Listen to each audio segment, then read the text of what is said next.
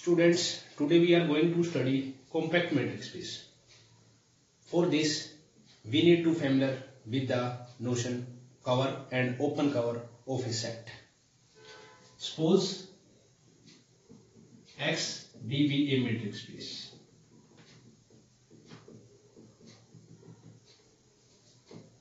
Then a collection denoted by the symbol is consisting of the subset G lambda belonging to Y, which are subset of X. Then this collection is called cover of X if X can be written as union of the element G lambda, where lambda belonging to I.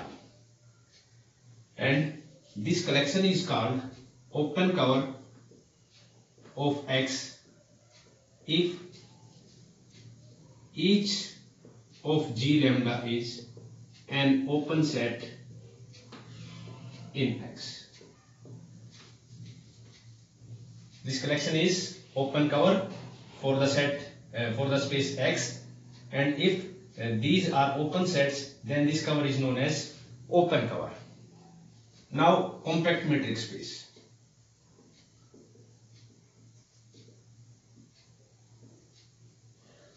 A matrix space X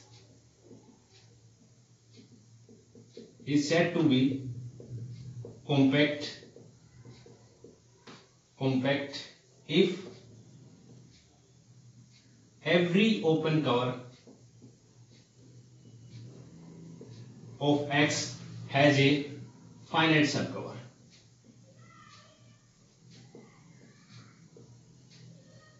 Finite subcover. In mathematical notations, we can say that if G lambda belonging to I, which is denoted by A, is an open cover of X, then we can find a finite subcollection of A. Finite subcollection of this family, say G lambda 1, G lambda 2 and so on, G lambda n, such that X can be written as U of G lambda I, where I belong equal to 1 to n.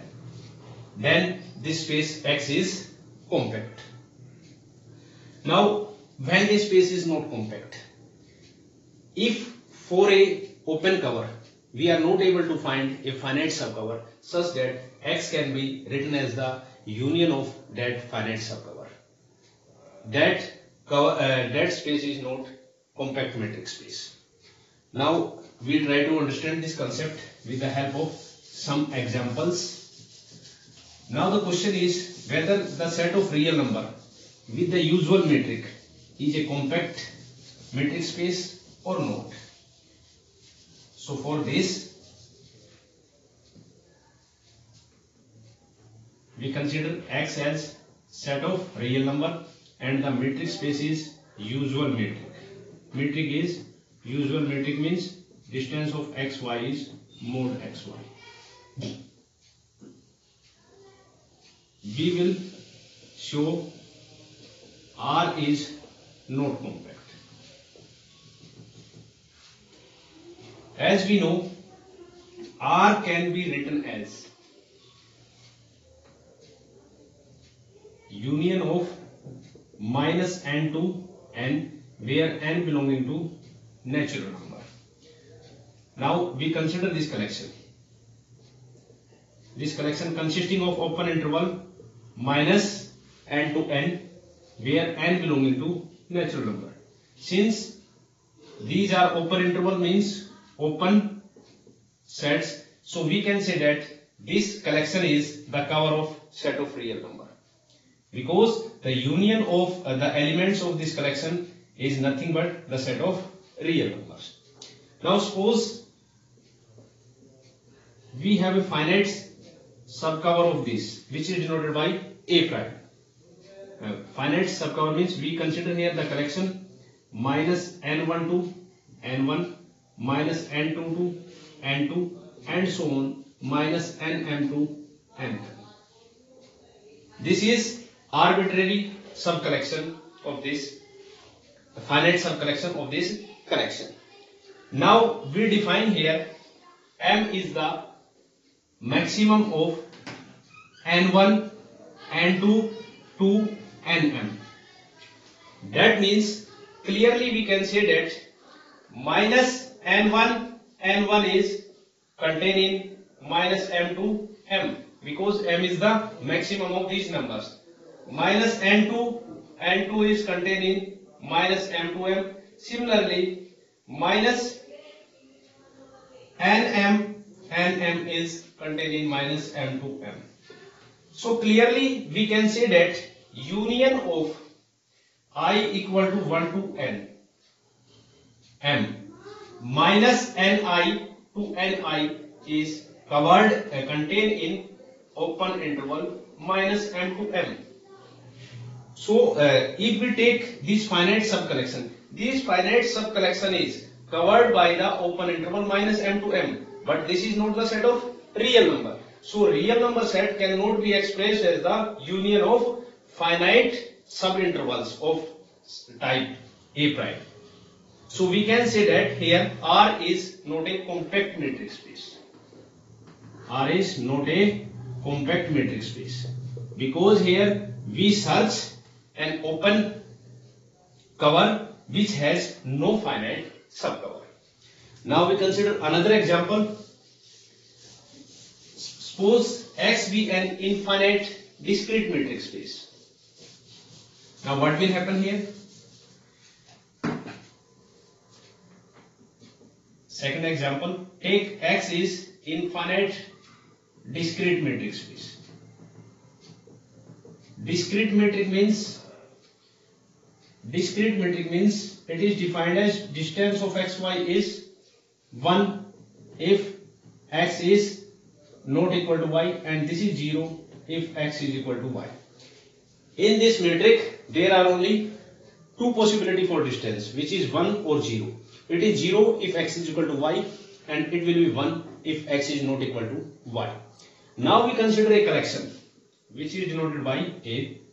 This collection consisting of open ball having center is x and radius is half, where x is the point of x,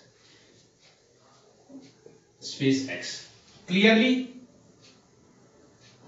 x can be expressed as the union of x belonging to x be x half. That means we can say that x can be written as the union of the open ball in this collection. Now we can say that this collection is an open cover of x. Now here consider the finite subcollection. We take any arbitrary finite subcollection of this, which is denoted by A prime. We take here ball x1 half, b x2 half, and so on b xn half. If x can be written as union of this subcollection, union of the element of this subcollection b xi half I equal to 1 to n.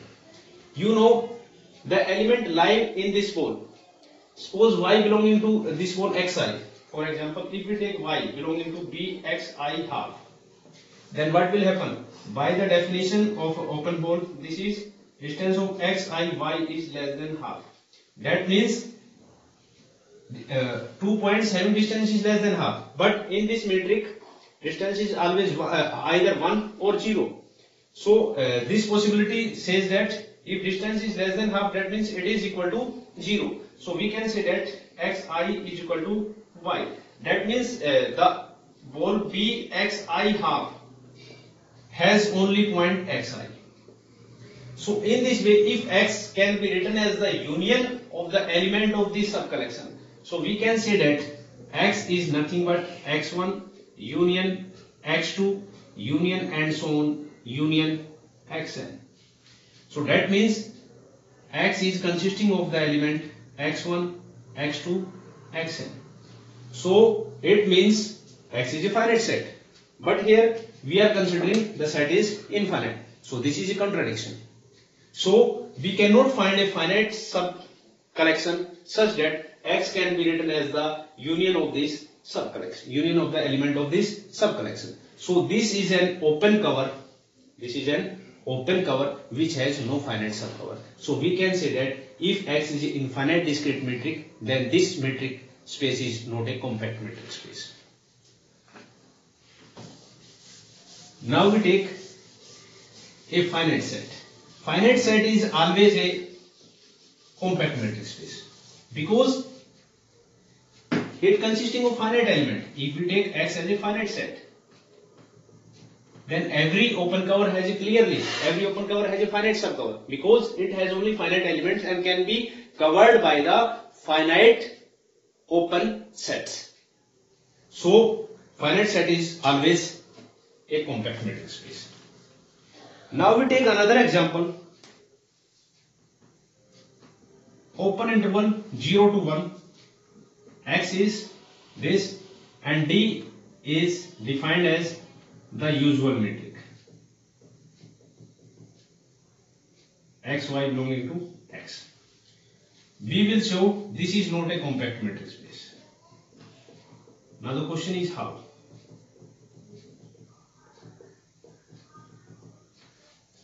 We take a family of collection which is denoted by A, which is consisting of the open interval 1 by n plus 2, 1 by n, where n belonging to natural number. This is a collection which you can say this is an open cover for X. Now the question is, if we consider this as the elements of these are, if we put n is equal to 1, what are the elements? N is equal to 1, this will be 1 by 3 and this is 1. Now again this is 1 by 4, this is 1 by n is 2. Next element is, when we put n equal to 3, this is 1 by 5 and this is 1 by 3. So in this way, this collection consisting of open intervals of these types. Now we consider a finite subcollection of this arbitrary finite subcollection.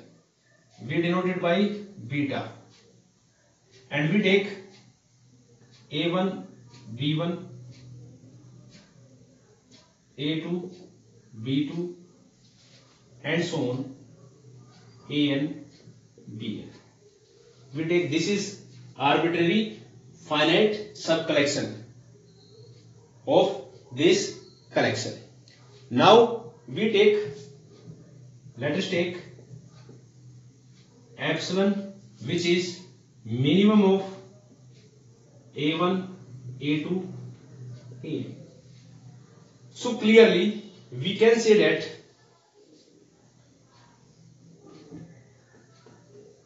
this open interval A1, B1 union A2, B2 union and so on, this can union A and Bn, this is contained in the open interval epsilon and right boundary point is 1. So this finite subcollection, union of this finite open interval is containing open interval epsilon to 1. Now we have to cover, we are trying to cover this open interval with this subcollection. But how can it be possible? Because 0 to 1, it is nothing but the union of 0 to epsilon, 0 to epsilon, union epsilon to 1. But this union of these elements is covered by only this open interval. Now who will cover this? Who will cover this? Open at 0 and close at epsilon. So that means this open interval, that means this space cannot be expressed as the union of finite open intervals, which are the open intervals taken from the collection A. So from all these we can say that this space X is not a compact metric space. Now we study the compactness of a subset, or you can say subspace. So for this, firstly we will define when a subspace of a given metric space is compact. Let XD be a metric space and Y be a subspace of X. Then the collections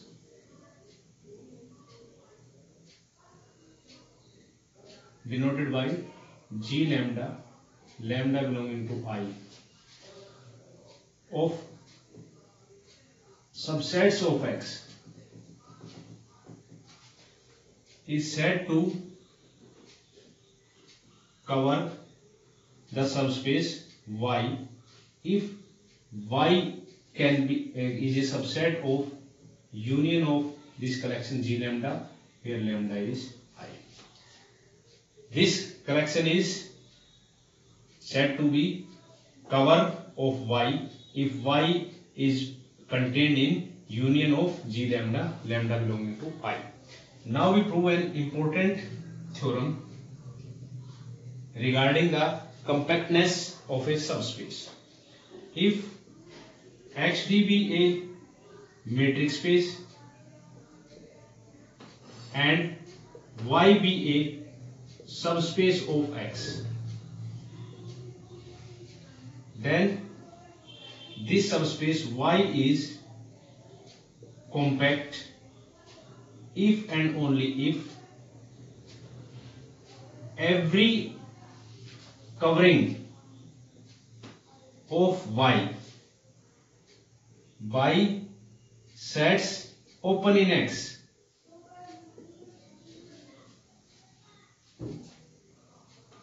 this theorem says that this set Y is compact if and only if every covering of Y by sets open in X contains a finite subcover of Y. This theorem will be proved in two parts. First part says that suppose Y is compact.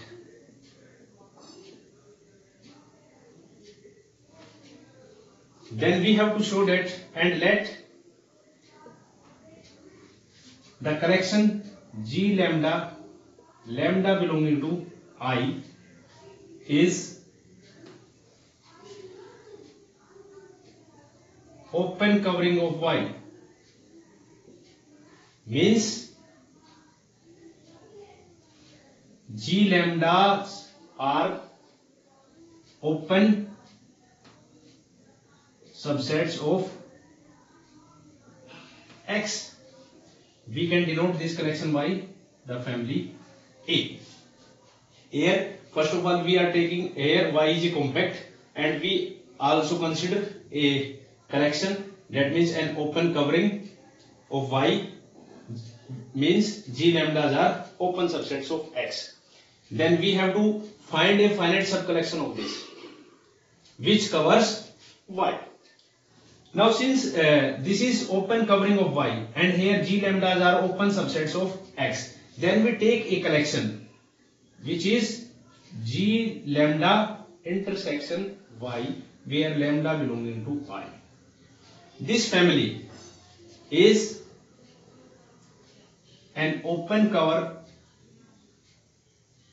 of Y open cover of Y where G lambda intersection Y is an open set in Y for each lambda belongs to index set. Now we are here assuming that Y is a compact.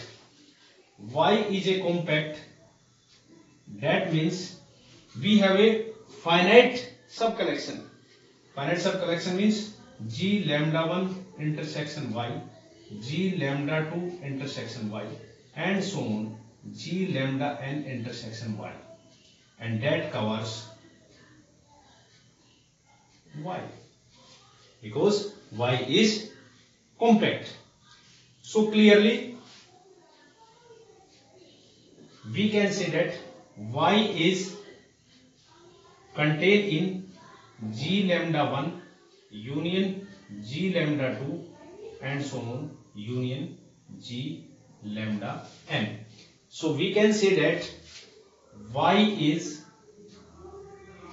contained in union of G lambda I equal to 1 to n, where G lambda I are open sets of X. So it is proved that this covering of Y, these are open sets in X, contains a finite subcover. Finite subcover means G lambda 1, G lambda 2 and G lambda n. So first part of this theorem is proved. Now we prove the second part. Second part means here we assume that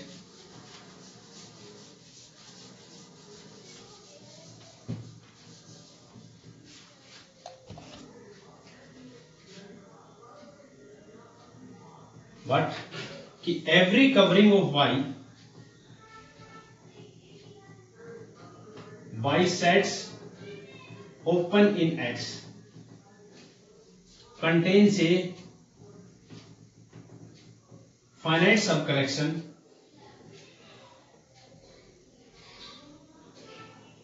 that covers Y, and we have to prove what we need to prove here. We have to prove that Y is compact. Now for this, let G lambda prime, where lambda belonging to I, and this collection is denoted by A prime, be a family of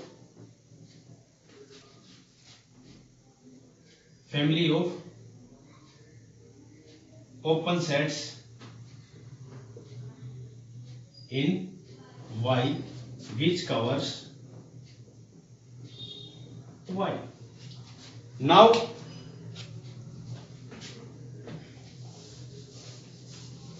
here G lambda prime is an open set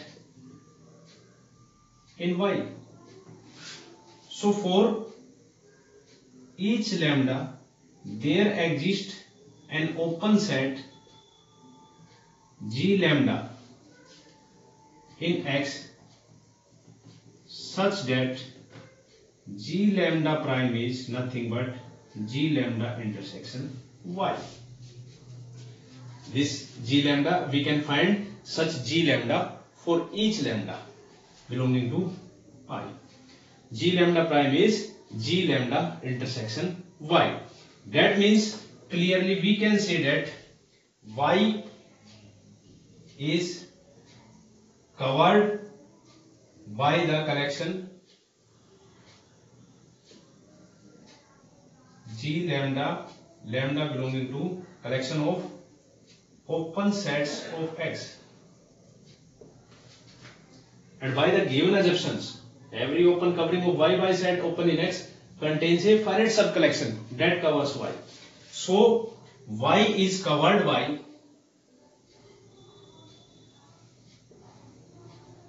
G lambda 1, G lambda 2 and G lambda which are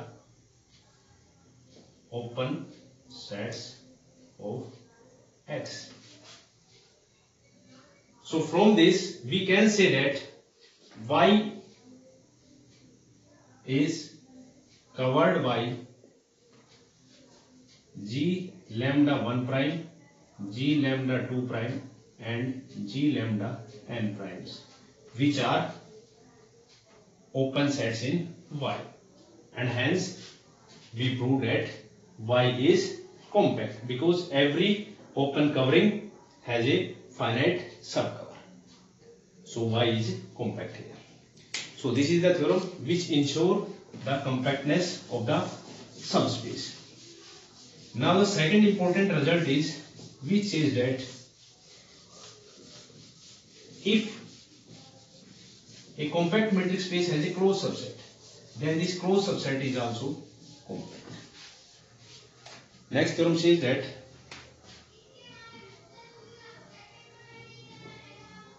a closed subset,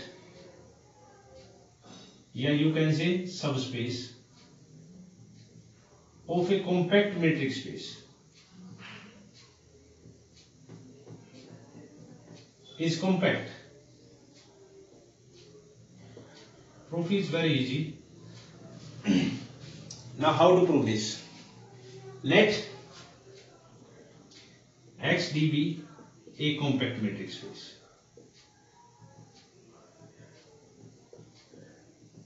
And Y be a subspace of X. Assume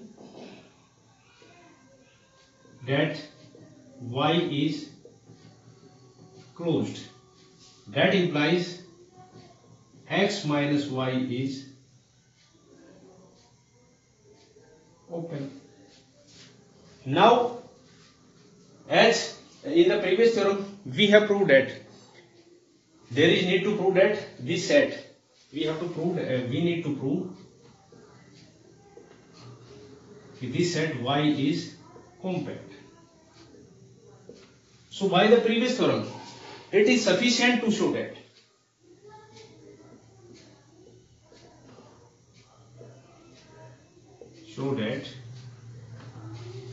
every covering of Y by the open sets of X has a finite subcorrection that covers Y. This is by the previous theorem.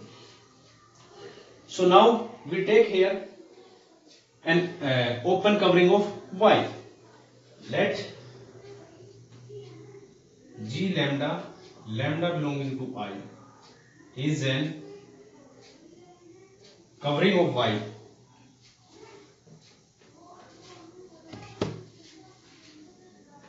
is a covering of Y where G lambdas are open sets in X. Now here, since this is a covering of Y, so we can say that here Y is contained in union of G lambda and lambda belonging to I. This is by the definition of a covering of Y with the sets which are open in X. Now we have to prove that Y is compact. So we have to find the finite subcorrection of this which covers Y. Now here we take Y, X can be written as Y union X minus Y, and this can be expressed as lambda belonging to I, G lambda union X minus Y. That means this set X is covered by this collection. Clearly from this, X is written as Y union X minus Y, and Y is the collection of this So x can be written as equal to, this can be expressed as x is containing union of lambda belonging to y, g lambda union x minus y. X minus y is complement of y. So here clearly this x is covered by this collection. The collection is, we can say here, x is covered by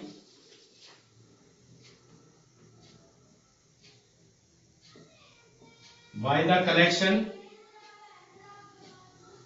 which is denoted by beta, and this collection is consisting of g lambda, lambda belonging to I, and another set is union, you can say, x minus y. This collection cover x, and as we know x is compact, this is given. So what will happen? We will get a finite subcollection from this which covers x. So this finite subcollection may be, this finite subcollection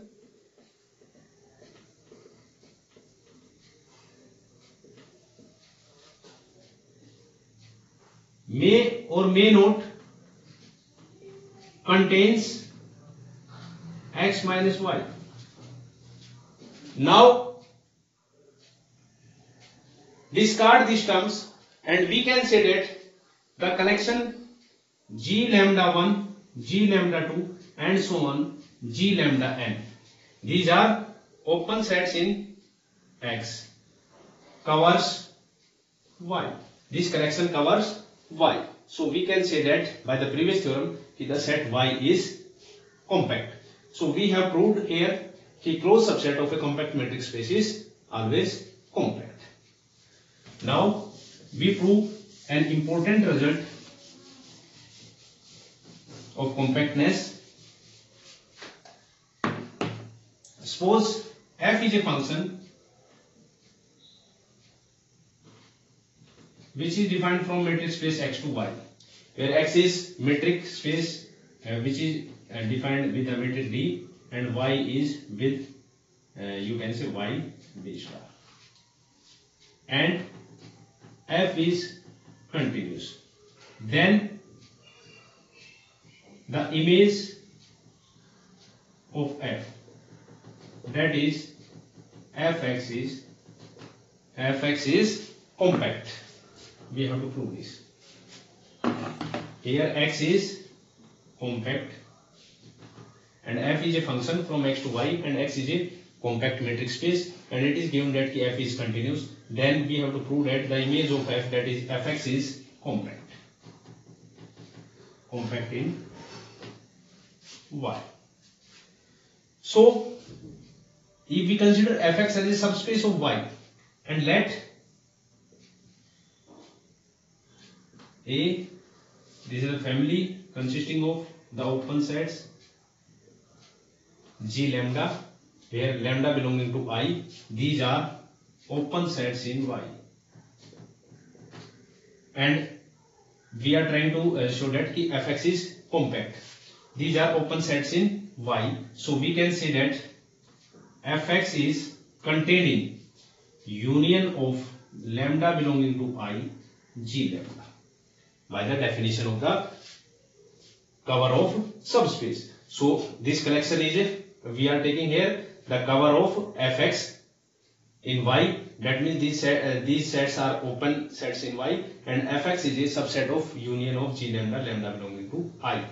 Now we can say that x is containing f inverse union lambda belonging to I, g lambda, and as x is the whole space, so we can rewrite it as x is equal to f inverse u lambda belonging to I, g lambda. So it can be written as x is equal to union lambda belonging to I, f inverse g lambda. Since g lambda is an open set in y, so and f is continuous, so f inverse g lambda, this family is an open cover of x. Why? X can be written as union of F inverse G lambda, lambda belonging to I. Since X is compact, so that implies X can be written as union lambda belonging to I. Lambda is equal to, you can say I equal to 1 to N. We can get a finite subcollection of this. So X can be written as union I equal to 1 to N F inverse G lambda.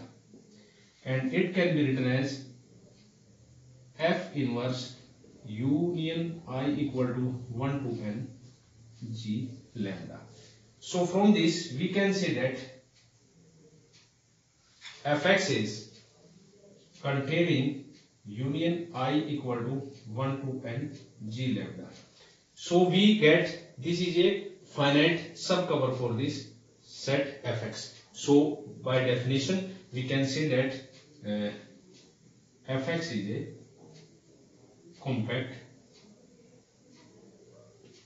because every open cover has a finite subcover. Now we define Bolzano-Weierstrass property and sequentially compact metric space. Bolzano-Weierstrass property means here, suppose first we define BWP, Bolzano-Weierstrass property. Suppose XD is a metric space, then it is said to have BWP if every infinite subset of X has a limit point. Another definition is sequentially compact metric space.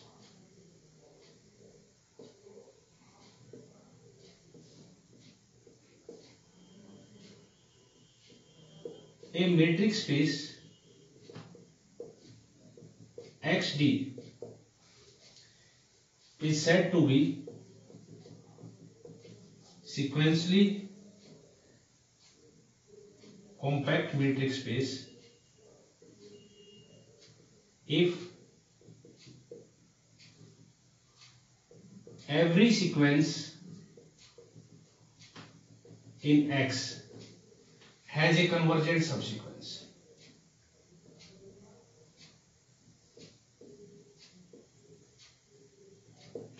We try to understand these definition with the help of some example. Suppose XD be a discrete metric space. We claim here this space is not a sequentially compact metric space, as well as it does not have a BWP, means Bolzano-Weierstrass property. For this, let Xn be a sequence in X having distinct point.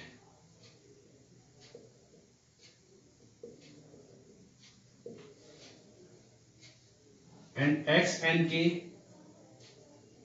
is a subsequence of Xn. So clearly Xnk has also distinct point because Xn has distinct point. So this subsequence is a subsequence of Xn having distinct point.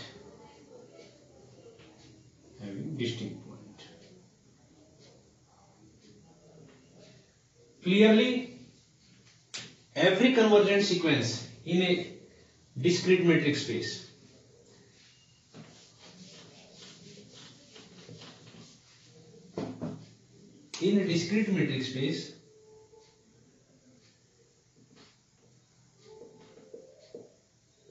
a sequence is convergent if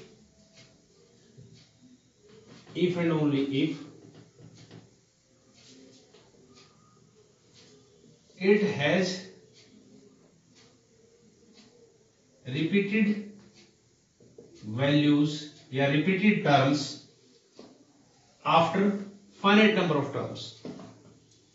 Repeated terms after finite number of terms. So the question is how? Suppose xn is a subsequence converges to some point xc. So by definition, for every epsilon greater than 0, what will happen? There exists a positive integer some m such that distance of x and k x is less than epsilon for all k greater than equal to m. This is the definition of convergence. So that means here if we take, this is true for every epsilon. So this is true for also epsilon equal to half. So for epsilon equal to half,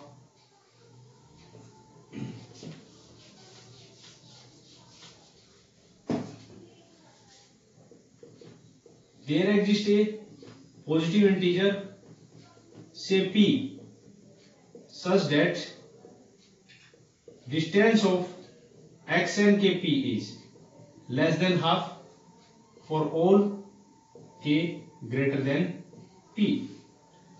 And since the metric space is discrete metric, so distance is either 0 or 1. We are taking here distance is less than half. So that means x and k is p for all k greater than p. So from this we concluded that if this subsequence is convergent, then what will happen? Then it will be xn1, xn2 and xnp is p, p, p. But we are taking here the subsequence which is consisting of distinct point. So this is a contradiction. So from this we concluded that if we taking here a sequence having distinct point, then it has no subsequence which is convergent.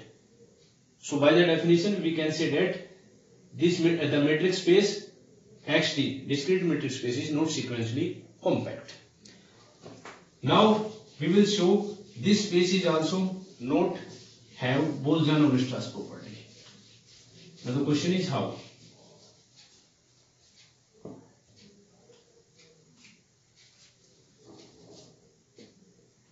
Xn be a sequence of distinct point we have already taken.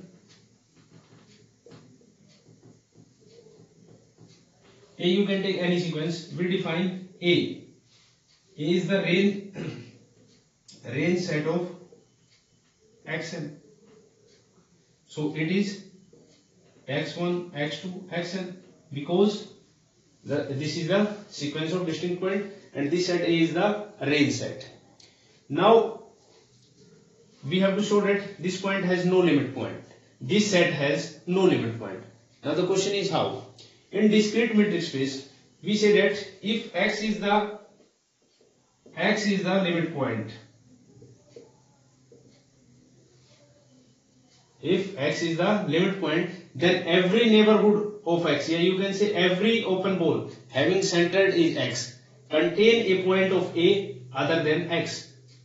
But we know there is a neighborhood of x which is singleton x. In case of discrete metric space, this is a neighborhood of x which consisting of only point x, does not contains any point of A. So we can say that x is not a limit point and x is here arbitrary. So this set has no limit point. So we can say that this metric space means discrete metric space. Metric space does not have BWP, Bolzano-Weierstrass property. So this is an example for sequentially compact and Bolzano-Weierstrass property. Now we prove an important result which gives a relationship between sequentially compactness and Bolzano-Weierstrass property. The theorem says that a metric space XD is sequentially compact if and only if it has BWP. Now we prove that if X has BWP, then X is sequentially compact.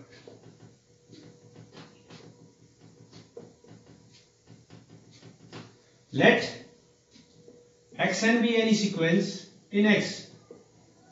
We have to show that it has a convergent subsequence.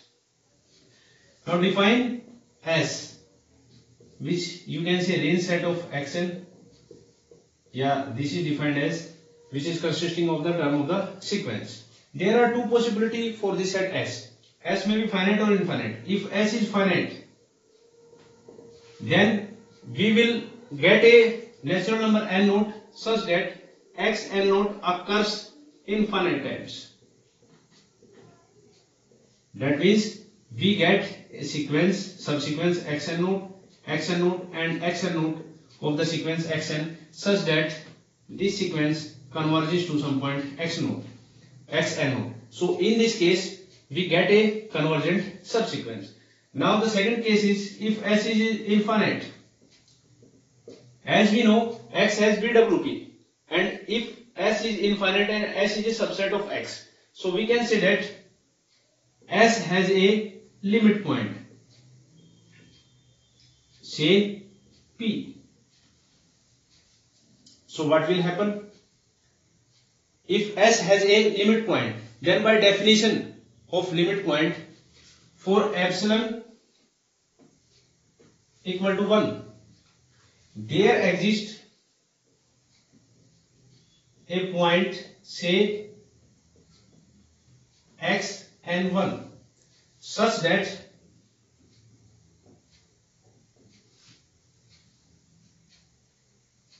x and 1 belonging to BP1.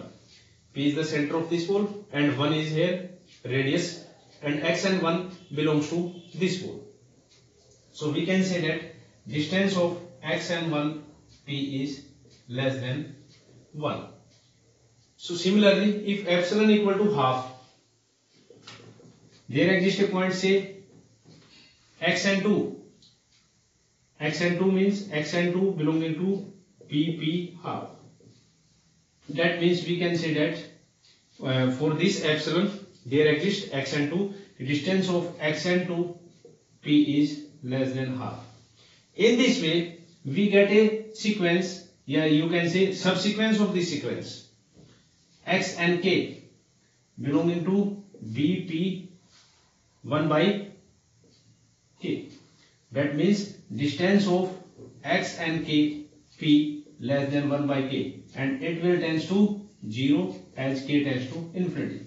So we get a subsequence x and 1, x and 2 and x and k and so on, such that it will converge to this point P. So in this situation also we get a subsequence for this sequence which is convergent. So we can say that in both the cases X is sequentially compact. Now we prove the second part of this theorem. Second part of this theorem says that if we assume X is sequentially compact, then we have to prove that X has BWP. So here we assume that X is sequentially compact.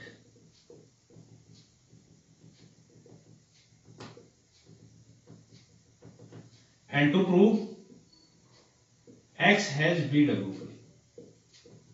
How to prove this? BWP means let A be any infinite subset of X. Then we have to show that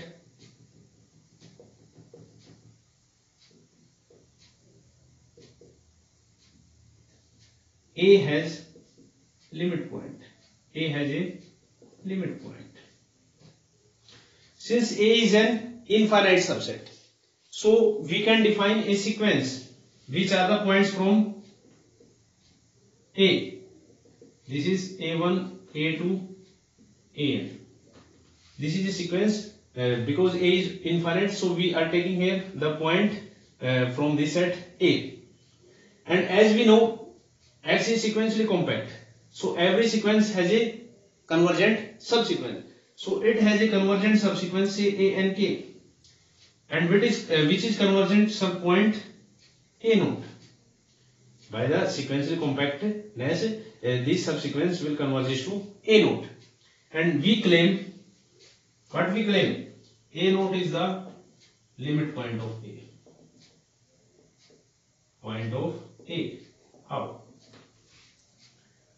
Since A and K converges to A naught, that means for every epsilon greater than 0, there exists a positive integer m such that distance of A and K and the point A naught is less than epsilon for all n greater than or equal to m. In another word, we can say that here we are take A and K, subscript is A and K. That means this is K. K greater than or equal to m, this distance is less than epsilon. In other words, we can rewrite it as A and K belonging to some ball B A naught epsilon for all K greater than or equal to m.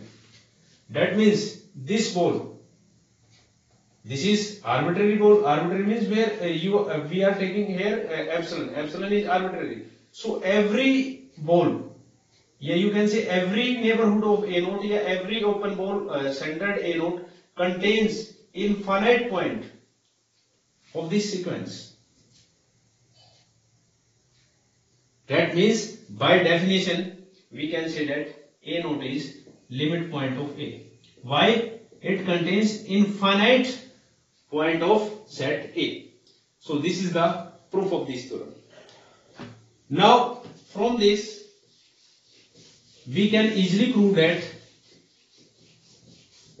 compactness and sequentially compactness is equivalent. That means we are saying here, if a metric space is compact, then it is sequentially compact, and if a space is sequentially compact, then it is compact. Now this is exercise for you.